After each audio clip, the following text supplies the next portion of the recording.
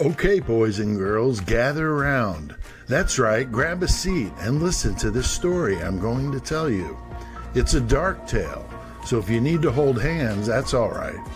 We're going to pull out a story that's 1 hour or less to tell from this collection I'd like to call Serial Killer Story Hour, brought to you by your friends at Murder Metal Mayhem. Remember to be respectful in the chat. And if this isn't your thing, then go somewhere else. I don't want to upset anyone. As always, like the video, subscribe to the channel, and leave a comment. Enjoy the show.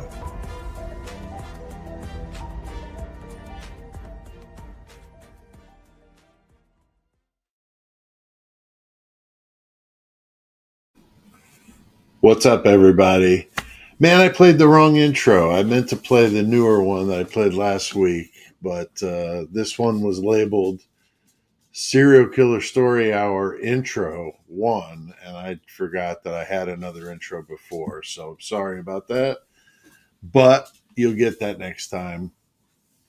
I'll try to make a note of naming it something I can obviously see. There's just way too many of them now to it's starting to get cluttered up. But I do like the blood spatters on the screen. It looks kind of cool when I put my hand behind it and stuff. But I'm surprised I didn't do that earlier. I just, when I first started using StreamYard, I wasn't as competent as I am with the graphic side of things. But now that I am, this stuff is easy to do. But good to see everybody. So we've got the usual suspects in here, but I want to call out some names of people that are here early. Misleading evidence. Good to see you, Alicia. And Donna Lembo, of course, the captain of the Mayhem squad and the chief moderator out there that'll take you down at the knees if you mess up and act the fool. So Donna's ready with her mace. She's swinging. I could see it. She's over there swinging that mace, just ready to pounce on somebody.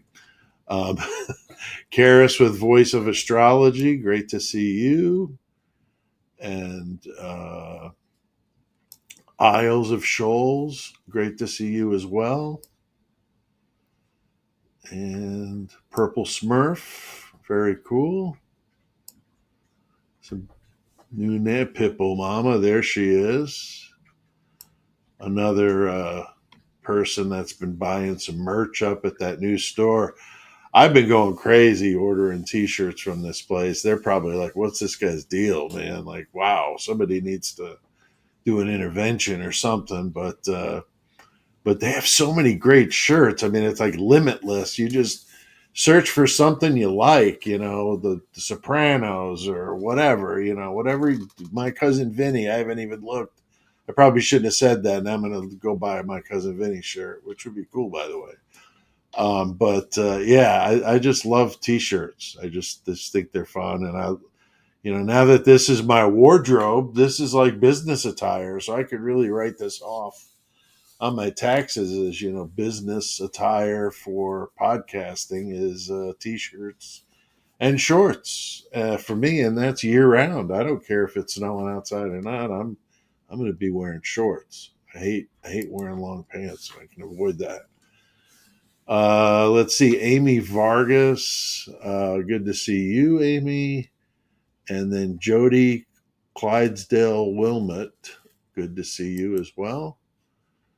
And Purple Smurf wants to know, can I search for a different body? No, I've already checked that. I was not able to find one for myself, but you could try, Purple Smurf. You could try. That would be convenient. That would be convenient. But then I wouldn't have the same mind, and I wouldn't be here with you guys. I'd probably be like some mindless guilter out there acting very foolish. And I am going to share with you something. I know we've got a relatively small group that does these Tuesday lives with me, which is fine by me. I don't care. I like talking about true crime, even if it's just for a small handful. you guys ask great questions and get involved in that, and that makes it fun. So that doesn't bother me. But but no, I'm going to be coming up with a new T-shirt line of some.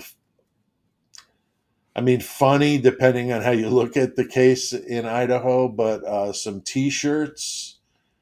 There's actually one on there now. I'm not going to mention it yet, but it's on there now. So if you go to the T Public page, tpublic/user/Murder Metal Mayhem, or just search Murder Metal Mayhem when you get there, you'll find our page. And I'm going to have a new section for funny ones.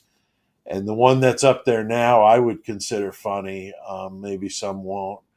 Um, but I don't offer it in the child sizes because it's a restricted image.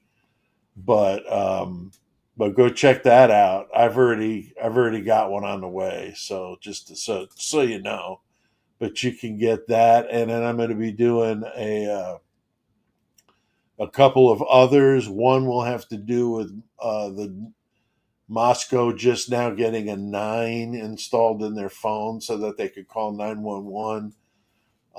I've got a shirt design for that, and then I've got a shirt design for the framing of a certain individual that I think a lot of people will dig. So I'm going to unleash it once I have all the designs ready. But I'm going to have probably 4 or 5, maybe 6. I mean, as many of them as I could think of, because I've done some funny like little parodies of things like the Moscow phone department where they get the phone store where you can get a new phone with a 9 on it. I've been joking about that for a bit, but I'll come up with as many as I could think of, and I'll offer a whole line. You could order as many of them as you want. And the nice thing is, when I put the design up the first time, it's on sale for 48 hours. If it's a T-shirt, it's just $16, which is a steal for these quality of the shirts that these are. But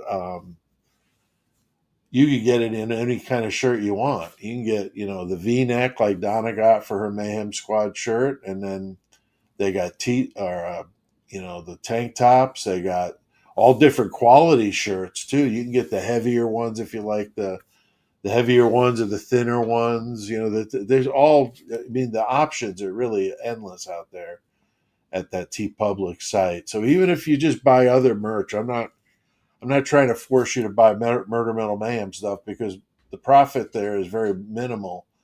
It's more for getting the word out. So it's great that you're buying it and it's getting the word out, but it's not a money maker. But that's fine. That's not what I was looking for. The flexibility alone makes this site really really cool for creators to use. So I'm surprised I haven't seen more of them, but whatever. So yeah, Donna says her T-shirt really nice quality. So is the mug. Yeah, her husband got her a mug. How cool is that? Um, Amy Vargas here. You should copyright Destiny. Yeah, I'm sure there were others that used it. I had somebody in my comments accuse me of stealing it from them because they said it in the comments. Well, if they did, I don't remember seeing it. I would have pinned that comment, and I would have given credit where credit is due. I've done that so many times on this channel. I wish the others would be the same way because I'll get all the time. I'll see certain creators doing topics like right after I've done them, even like random ones I've done, like that 2 a.m. video that supposedly showed somebody running from the house at 2 a.m. That was one of those like old school, like was there in the beginning of this story. And I saw a couple creators drop episodes about that right after I did it.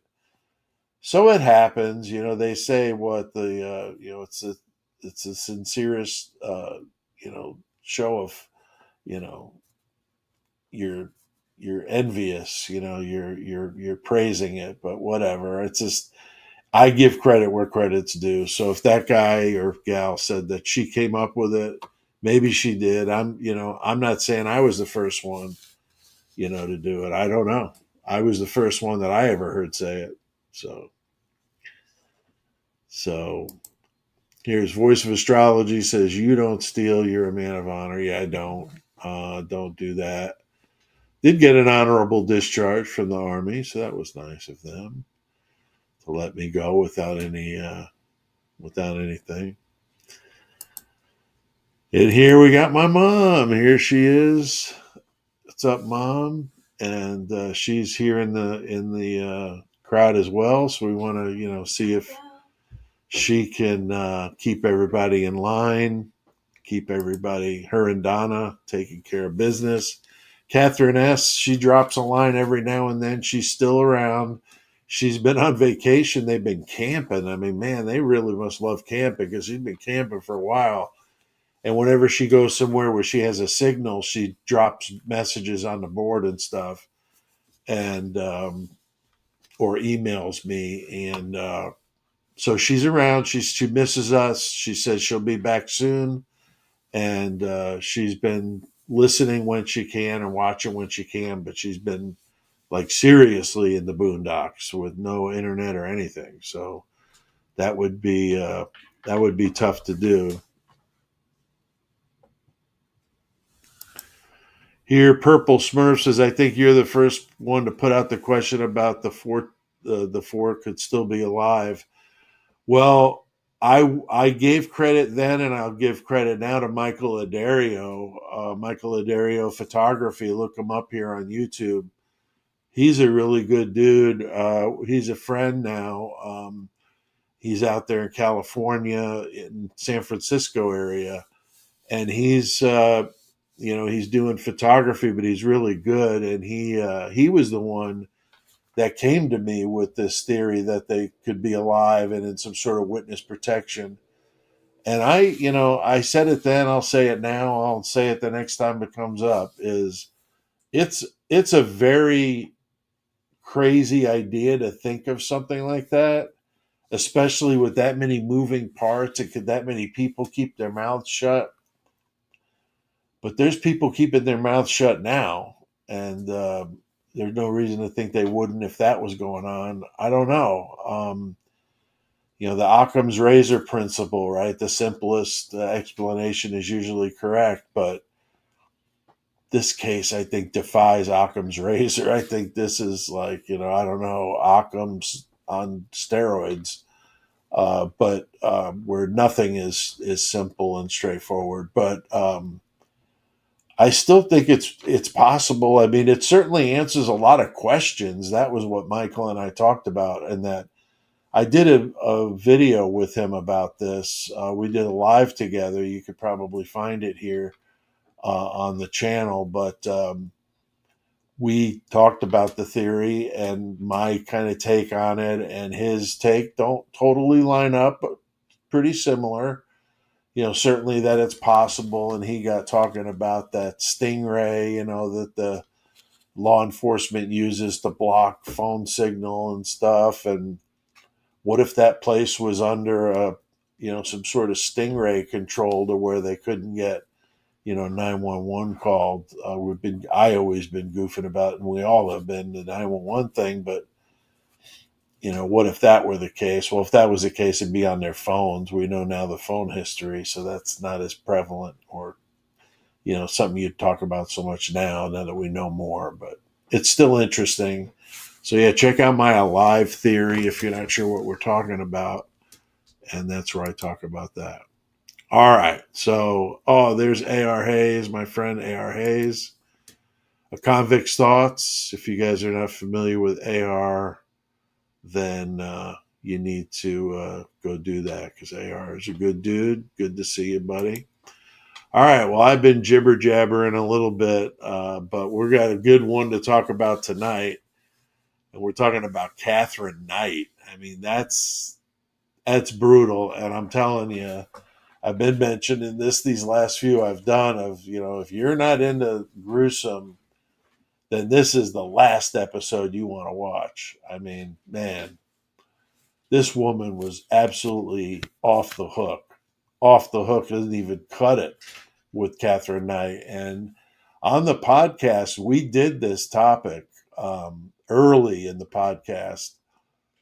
If I'm not mistaken, she could have been the first one we did on Mother's Day when we started doing the Murdering Moms of May, we called it, and we had different women each week.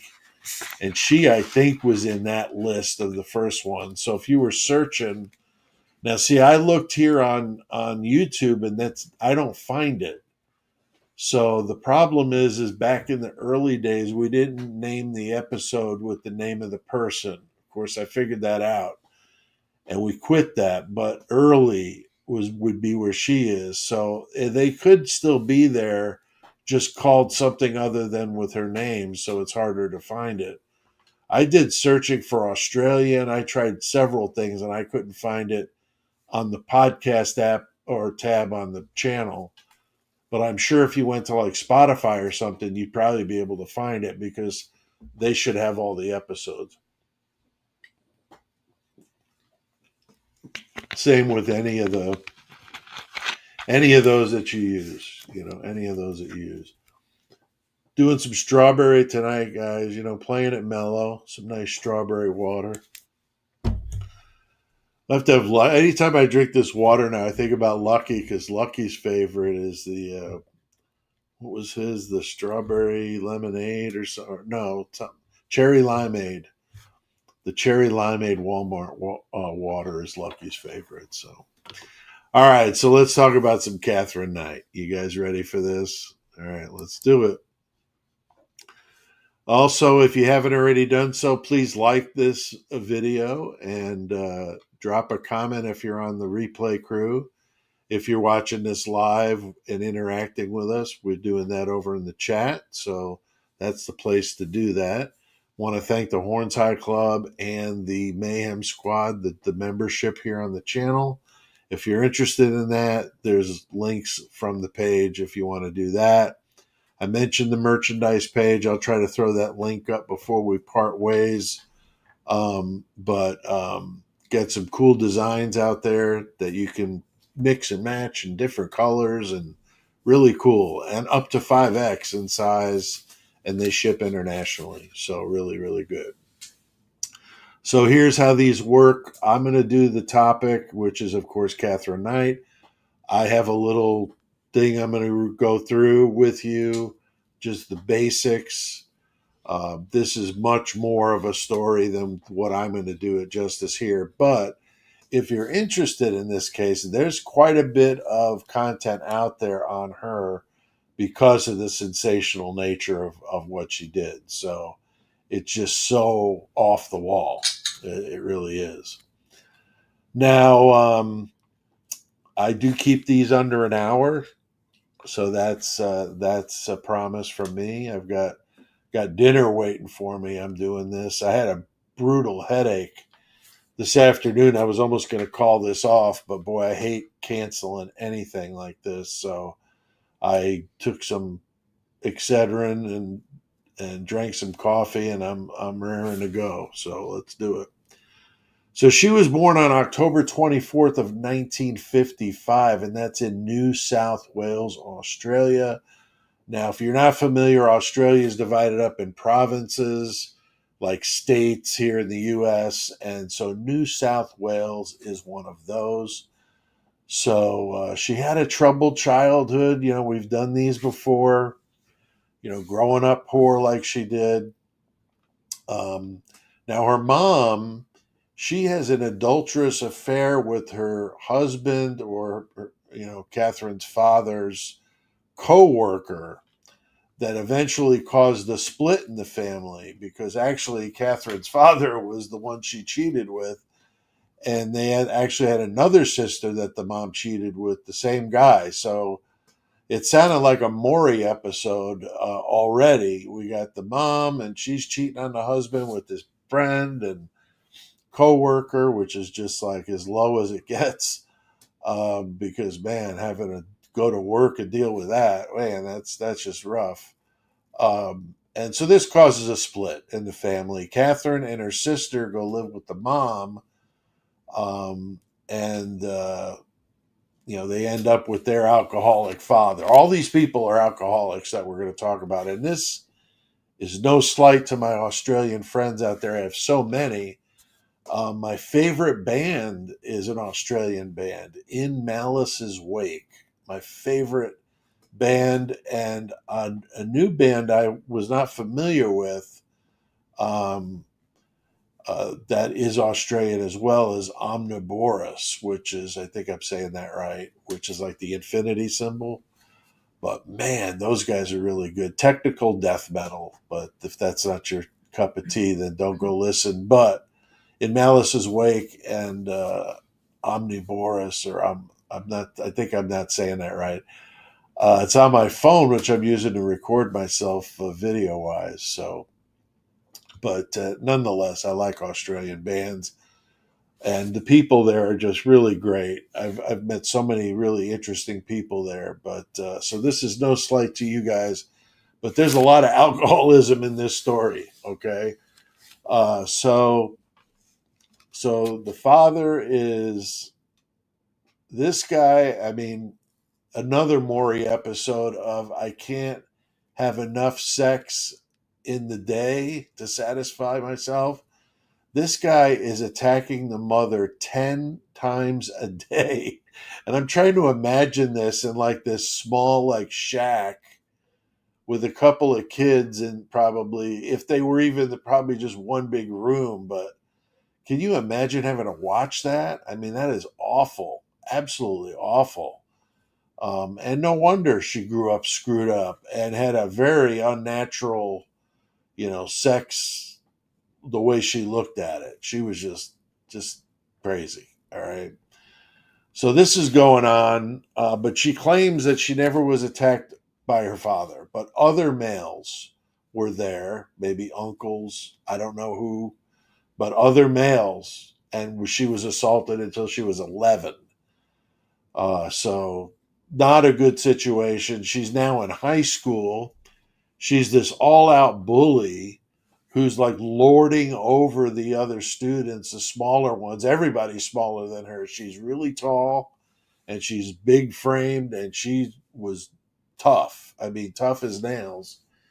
And she's acting like a, prison shot caller here. She's just doing what she wants, and everybody's afraid of her, including the boys.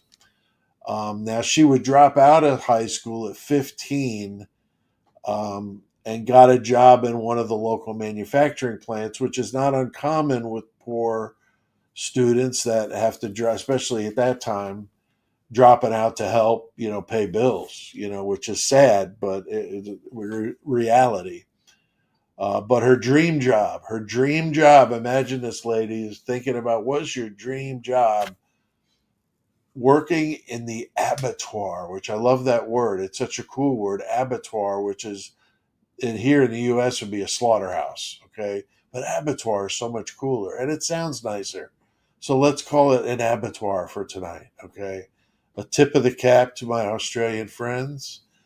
And if you're in Australia, you're in the chat, you got to let us know. I know I've got plenty of Australian viewers, but I don't know if they're going to watch this live. So if you're in the chat or in a replay, let us know where you are in Australia, and if you know the tales of Katherine Knight before you came here to watch this. So her dreams come true, though, girls. She gets the job, the dream job, starting out at the abattoir. Okay, but her job, think about this, is just sounds so disgusting. I can't even imagine it, because I've been at an abattoir before, in the Midwest, and it was for work.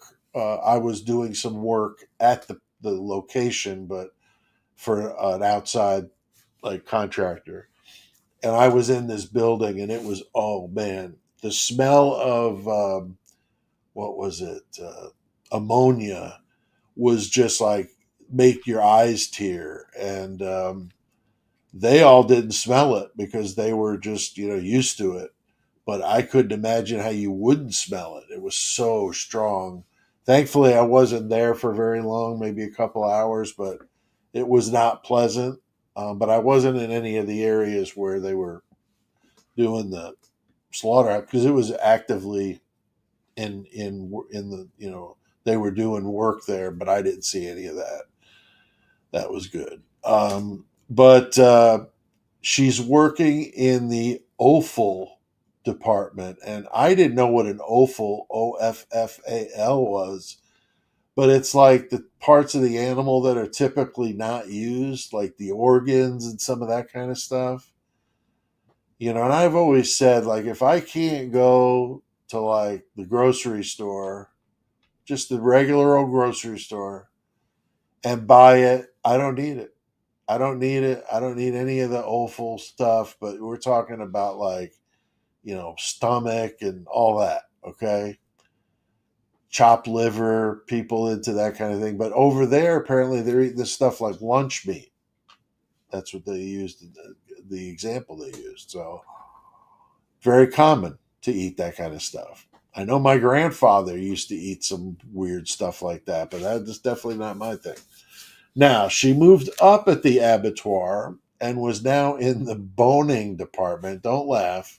Very, prophetic, though, using that reference of what's going to happen here. But she earned her set of knives. She treasured these knives to the point where she kept them over the bed, like on the wall, like attached like hooks on the wall, just to remind whoever was in that room with her, whether it be a partner or what have you, that she had the knives out and she was not afraid to use them. So that would not be a good sign, guys. I think if you're going in somebody's bedroom and she's got knives up on the wall, I would definitely say don't proceed. You should just turn around and get the hell out of there. Um, but she's just wicked. I mean, she's out in the bars drinking, she's fighting, brawling constantly. I mean, this was like every day and night she was doing this. She's in this blue collar town of Aberdeen. That's where she was doing her thing here at this point of her life. Somehow she gets married. I would love to know who's beneath her in on the list. If you're keeping a list, who's below Katherine Knight? I mean, what are they doing? You know what I mean? But Katherine, she's hitting people with frying pans and fists and broken bottles. I mean, she's just over the top. But she gets married in 1974 to David Kellett, I think is how you would say it, or Collette. I'm not sure. He was a heavy drinker, just like everyone else in the story. So we know how that ends up, right? We got two heavy drinkers. What do we think is going to happen? So at the wedding, though, check this out. Catherine's mother offers the groom some advice about her daughter and how she is and the knives and that she's a little nuts. And so he can't say he wasn't warned, but just dating this woman for a week, you would know damn good and well what you're getting yourself into. So this is on him. But on their wedding night, okay, on their wedding night, David was nearly strangled to death by Katherine, who was upset that they only had sex 3 times before he fell asleep. So, not good. Okay. And in another drunken argument, she struck David with a frying pan, fracturing his skull to where he was running out of the house, ran to a neighbor's house and collapsed on the floor. And they called the cops, and it was like major fracture to the skull. Thankfully, the guy, got over it and moves to Queensland to get away from her. I can't imagine why, but he did. But then she completely snaps mentally over this whole idea that David left her for somebody else. So she just snaps. She was already pregnant. She winds up having the baby and doing some weird stuff. She got the baby in like a uh, like a stroller, and she's like swinging it around and like shaking it, so the baby's like almost falling out of it, and people are freaking out. They're calling the cops. Then she ends up putting the baby on train tracks. And luckily, this homeless man saw her do it, and he ran out there and saved the baby. So awesome on him. But yeah, she's just really wacky, and she ends up getting into a psychiatric hospital, a Morissette psychiatric hospital. But then she gets released, and then she ends up getting pregnant again from her husband David, who ends up moving back. So he left for Queensland. He should have just stayed gone. I mean, why is he going back to her? But we know how that goes. You know, you watch Maury and Springer and some of those shows. It's just over and over. Or though you probably know people in your life that just keep going back to this bad, guy or gal, whatever the case may be. And you're just like, no, no, but they do, right? Sometimes they do. So yeah, she's pregnant again, but then she gets hurt at the abattoir. So she's now got to go on disability, and she's gonna miss her job. I mean, I bet she was probably playing with those knives all the time at home. Just so disturbing on so many levels. What's going to happen here?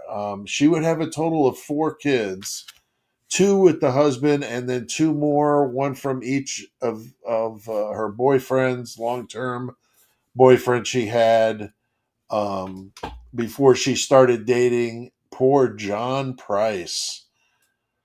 Not good, John Price. He starts dating her exclusively, and this guy supposedly was a nice guy. Everybody liked him. He was very well liked at work.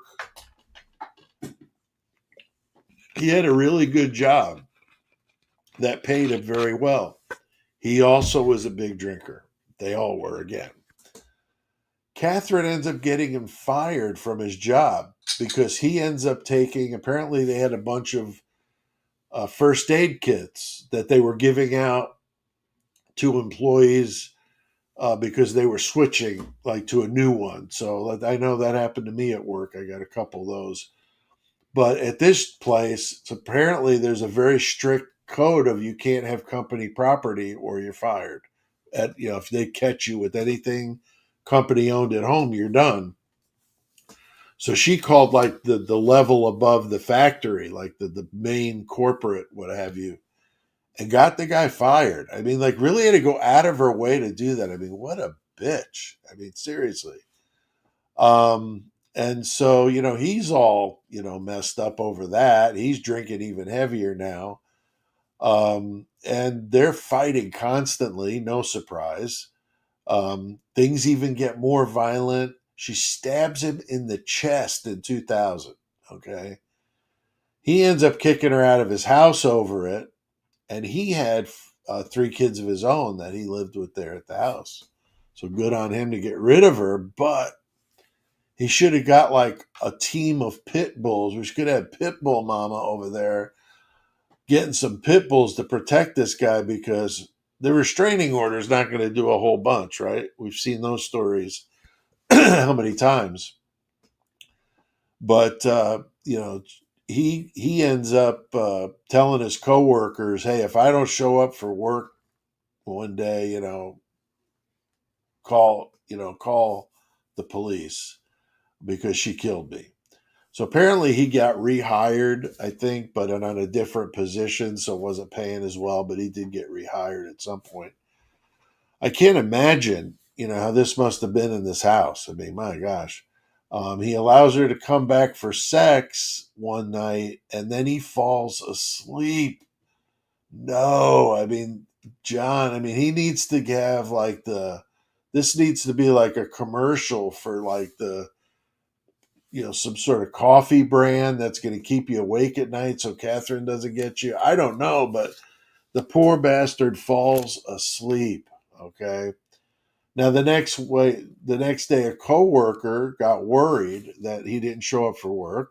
So just like he asked him to, also saw his car in his driveway, which was rare. He was always first guy at work, that kind of guy.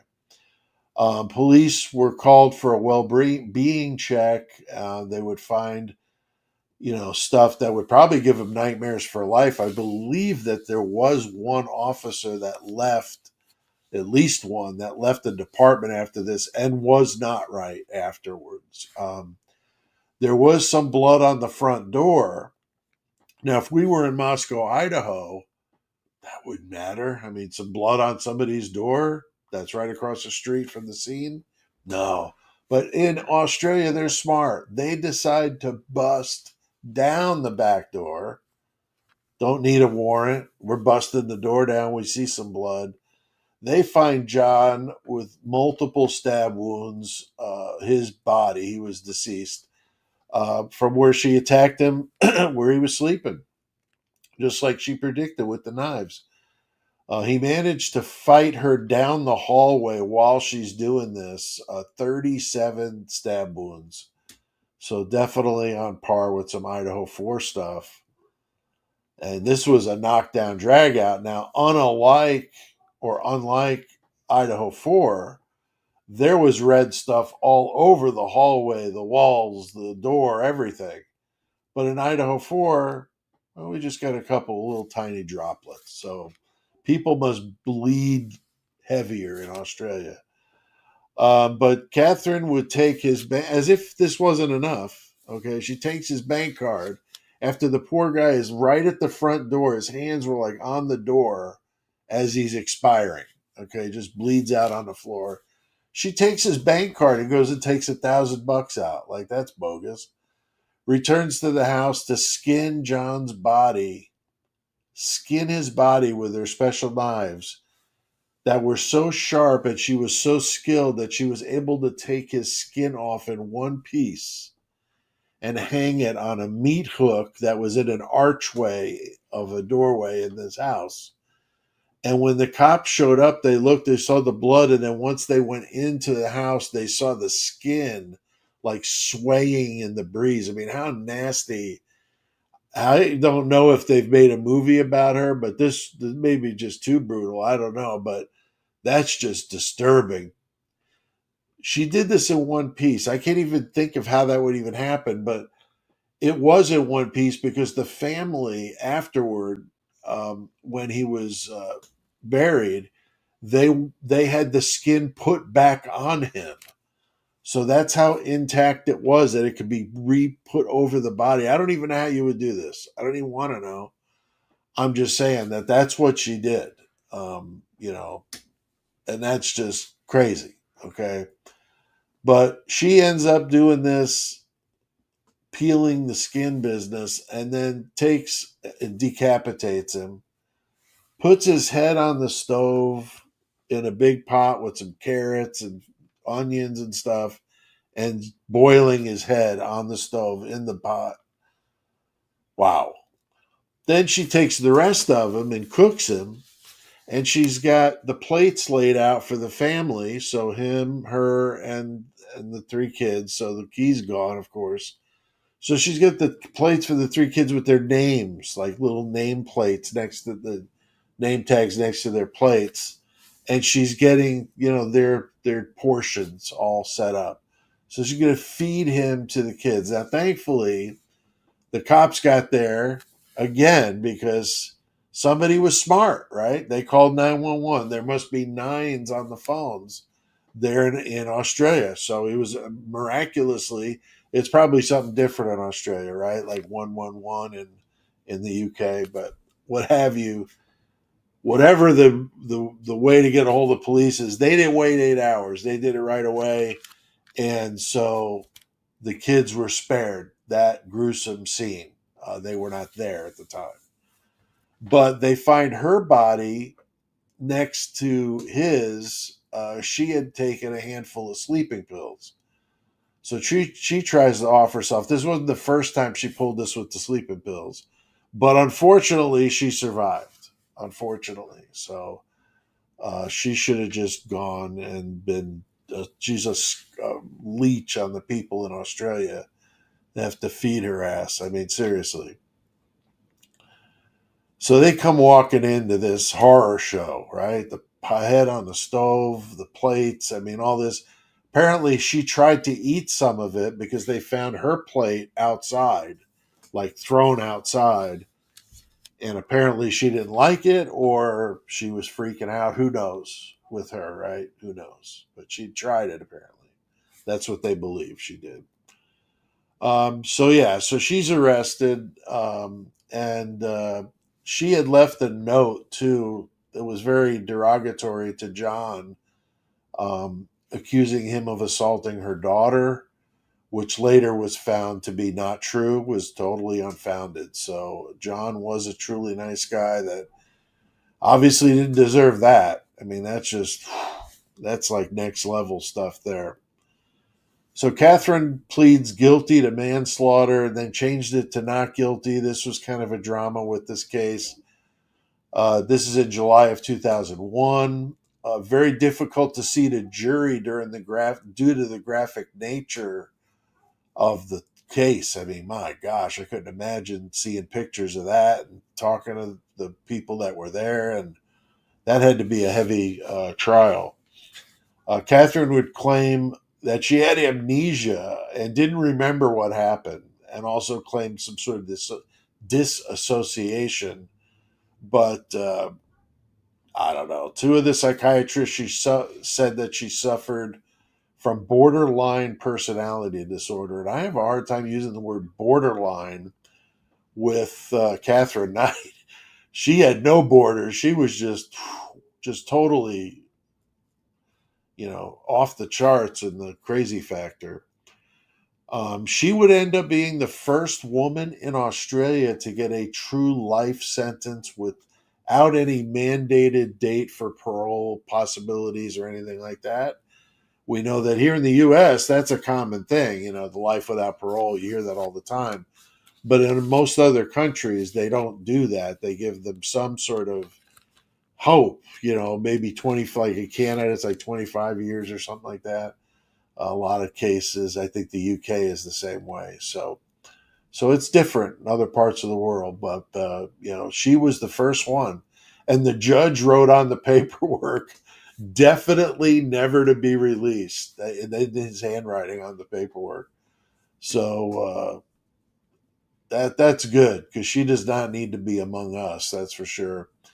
She is alive. So guys, if you're watching and you're wanting a pen pal, she's 69 years old, and I will say she's not aged well.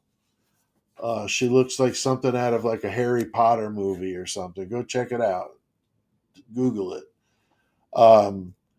She's not aged well, but guys, there's more to it than looks, right? I mean, but she is somewhat of a leader there at the Silverwater Women's Correctional Center, where she helps mediate like disputes among the inmates. So, she's like they're kissing the ring, to an extent with her over there. But she's older now. She's probably pretty much a non-issue physically because she looks pretty rough and frail. Um, but she's not known to have any issues inside prison that I read about. And so my sources for this, I watched a couple of YouTube docs to refresh my memory, but this is a hard one to forget. Like I said, we did this on the Murder Metal Mayhem podcast. Would have been within the first seventh episode. Six. It was six. The sixth episode? Okay, my beautiful wife, Jenny, just said it's episode 6, which is interesting because this is the 6th episode. Oh my God, we're having the 6th thing. This is the 6th episode of Serial Killer Story Hour. Oh my gosh. We're going in the 666 zone. I feel like I'm in one of those intros. I need to have Kaylin laughing in the background to really feel like I'm in the intro. But yeah, so if you want to look for episode 6, Murder Metal Mayhem, Katherine Knight. So that's how early on we did this. We went right for the throat. And speaking for the throat, I'm going to tell you, I came up with one I want to do next Tuesday. This is a current case. I did Taylor's business. I need to do another crazy woman here. And let's go with Mackenzie Shirilla, the 17-year-old that drove her car 100 miles an hour into a brick wall. The fact that she's got that Italian name is very disturbing to me, but I'm going to do it. You guys know I'm a proud Italian, and I hate these stories when there's Italians in them. But Mackenzie Shirilla, she kills her on and off again boyfriend at the time, but a long time boyfriend, and then they were on and off again when this happened. And his friend, which what a terrible wrong place, wrong time type deal. Driving her car 100 miles an hour into a brick wall. That's in Strongsville, Ohio. This was just recent. So now, if you're familiar with Drip Drop on here on YouTube, he's like all in on her being innocent. I don't know how, but hey, everybody's entitled to their opinion. And I do watch Drip Drop when he comes out with new stuff. I find him interesting. He's definitely strange and he's got his own way of doing things, but he has come out with some good stuff. So I'm not trying to diss on him. I'm just saying he's very much in the camp that Mackenzie's innocent. So that's cool. But very good. So why don't we let me get out of this mode here and get back to seeing you guys. So definitely a very strange, disturbing story. But anybody want to comment on this? Had you ever heard of this case before of Katherine Knight?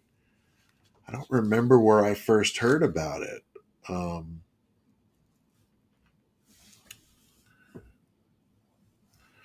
Okay, I'm just looking here at the chat, see where you guys have been at here while I've been in Katherine Knight mode.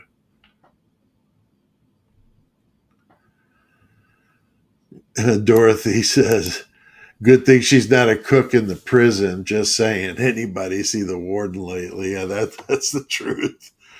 Man, I couldn't even imagine like eating next to her. That would just be like just disgusting just thinking about it.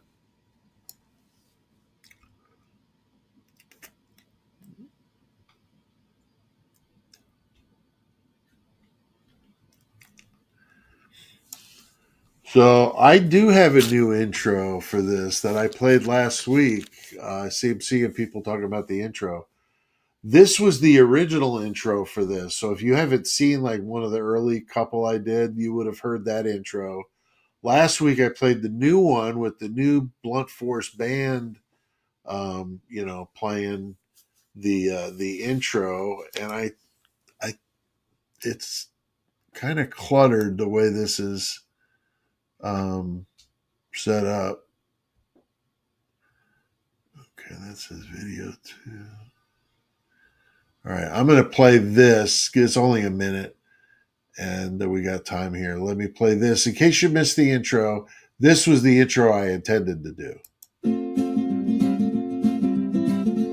Oh, it's time to gather round, get all the kids in the neighborhood. Yeah! We'll sit in circles and clap our hands and clap, clap, clap. We'll jump up and down and scream. Yeah! It's the serial killer story hour, and it's live with Pete Altieri. That's the bald guy from Murder Metal Mayhem. Come on, kids, scream out! Serial killer story hour, yeah! Serial killer story hour, yeah, yeah! How about one more time with some balls, kids? Yeah. Serial killer story hour, yeah! Horns high, high, high.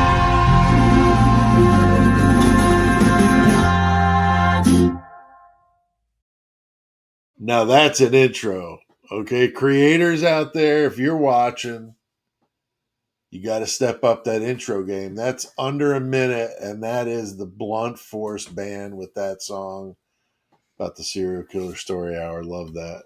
Love that. That was good stuff. Jody here says she's never heard of Katherine. So yeah, if you're gonna Google search her, just so you know, Jody, it's a K. Katherine Knight with a K, both first and last names. So if you're searching, And I warn you, because I gave you the quick and dirty version of it. It's pretty gruesome. There, I don't know if there is a book. I'm sure there is a book. I don't have one. I don't believe, but I did read something very detailed about the food preparation. So if that grosses you out, but you're interested in it, there's stuff out there that you can find out more about what she did with the body and stuff. It's pretty gruesome. And there's another case like that we've done. It's the one down in New Orleans with the guy that jumped off the hotel. That case, and then they found a note in his pocket, told him to go to his apartment, and the girlfriend was in the similar situation, head on the stove, body in the cooking in the oven. Maybe he was inspired by Catherine, I don't know, but it was after Hurricane Katrina, and you had people living in the city like off the grid, and him and her were living there, and yeah, it was messed up. Another similar situation with two people that shouldn't have been together because they were really, off the charts with the drinking and I believe with party favor usage and all that. So yeah, Kara says kids so cute. Yeah, I absolutely adore children. I loved when my kids were little. I love when my grandkids were little. And hopefully I'll be around for great grandkids and see them when they're little. I love little kids because they're learning and it's just so much fun to talk to them. And I'm like a baby, the baby whisperer though. I can get babies to chill out. I think it's the head, like they're looking at me and they're going, man, this fool has no hair at all. At least I've got like a little bit of hair, baby would say, in their head, of course. But no, I don't know what it is. I just have a thing with children and they love hanging out with me. I tell them I've got a patented way I do the Three Little Pigs and the Three Bears stories with them where it's interactive and I get them to make sounds and do things and it's cute. And that's my favorite time when they're doing that with me. And when that's over with, then they're like plugged into an iPad and then you don't see them like you did when they were little, you know what I mean? So it's that fun age when they're learning. And that's why I love that. Donna says the baby whisper. She loves that. The baby whisper. Yes, that's one of those things you would never imagine. The guy from Murder Metal Mayhem loves little kids, and little kids love Murder Metal Mayhem. They just don't know anything about Murder Metal Mayhem. See, that's why they're okay with it. I don't take them out to the studio. That's why I have the studio, to be honest with you. I've always wanted that kind of stuff around my house, but it's like, I got people that come over. I mean, not everybody's game for, a serial killer mask collection in your house, so I get that. So that gives me like a man space type thing, man cave thing, where I can put up what I want in there. And I don't let people in there that are going to freak out. I warn them. So, oh, my mom says I'm a kid at heart. I think that's probably true. And then Voice of Astrology says it's my heart as well. So apparently that's the case. Pipple Mama says it's my voice, very calm and soothing. You apparently have not heard my band, Low 12. Okay, if you like metal, I think I might have played something over the course of doing videos all this time here. But like a music video, there's a music video. If you search Low 12 Brutal World, that's the video. That's the most recent music video. The band's been disbanded since 2016, but the neuropathy in my hands, I'm not able to really play bass anymore. But I've done some guest vocals for bands, and but I sang and played bass in Low 12, and I was once in a review of our music. The reviewer said that I sounded like a prison warden barking during a riot. So that was a good one I liked. And my favorite of all time will always be, I think this was like a European a reviewer, said that I was so metal I shit tungsten turds. I think that's got to go on like a gravestone or something, something like that. Wouldn't that be awesome? You're at the cemetery and you walk by, you're like, damn, that guy. Well, who the hell put that on his headstone? Like, really? But no, it needs to be. It's good stuff. I appreciated it, man. I'm like, been a metalhead all my life. But, all right. Let's see here. Pipple Mama heard the podcast, so that's cool. It's definitely different than YouTube. Okay, the podcasts are definitely much more graphic all the way around, rough language throughout,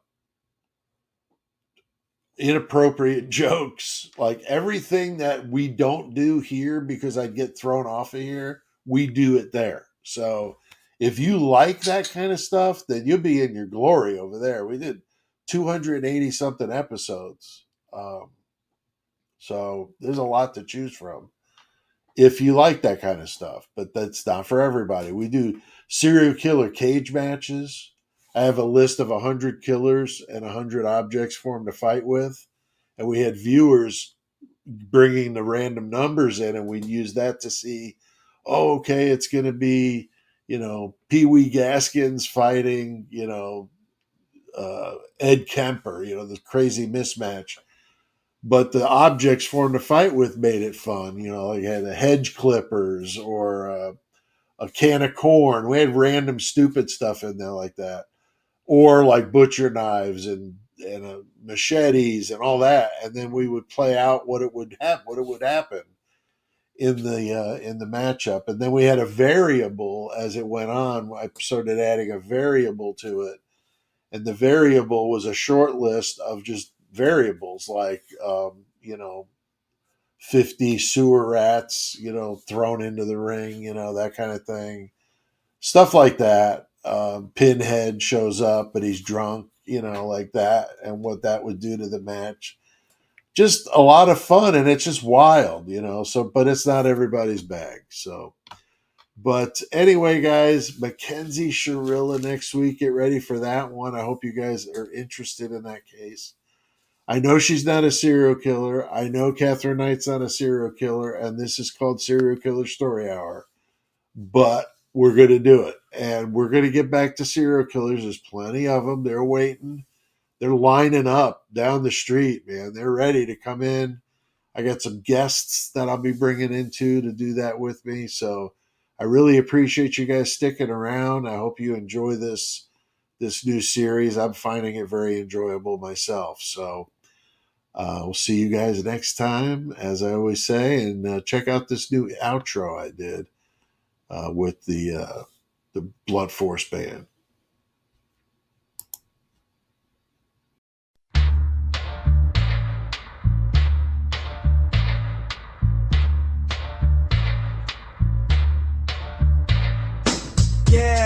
Yeah, I've heard it all before. It's just the outro and I'm out of here. If you did, you wouldn't be loving this sick, weird groove. Thanks for watching. Leave a comment to help us get out to more. Smash that like and subscribe before you go. You must be some high achiever to watch this whole thing. Copyright 2025 by Horns Hot Productions. Yeah.